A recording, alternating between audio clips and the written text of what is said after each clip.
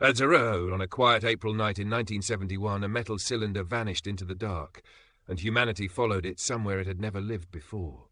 The launch looked ordinary on the outside. Fire, smoke, a rocket climbing the sky. But inside that rocket was gamble so bold it barely had a precedent, not just sending humans to space, but asking them to stay there.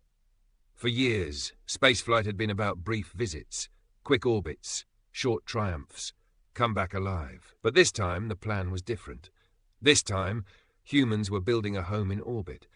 The object was called Salyut 1, a space station, the first of its kind. Cold metal, cramped corridors, no windows filled with romance, only instruments, cables, and the constant hum of life support. It wasn't designed to be beautiful. It was designed to be survived. Weeks later, 3 men approached it in a small spacecraft, watching as this silent giant grew larger against the black.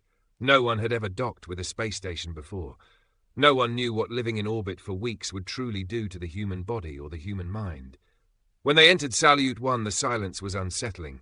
No engine roar, no sense of up or down, just floating, endlessly. Their bodies began to change almost immediately. Muscles weakened, blood shifted, sleep felt strange, even breathing felt different. And then something went wrong. Inside the station, systems began to fail.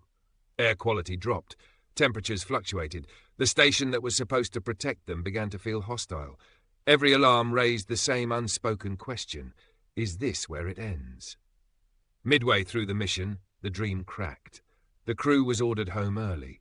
They left behind experiments unfinished, questions unanswered, but they had proven something far more important. Humans could live beyond Earth, not visit, not pass through, live. Just weeks later, tragedy would strike on their return, reminding the world how unforgiving space truly is. But history doesn't remember Salyut 1 for its failure. It remembers it as the moment the boundary shifted. From that station came every space habitat that followed. Skylab, Mir, the International Space Station, months in orbit, years, generations of astronauts calling space work. Salyut 1 was small, imperfect, dangerous.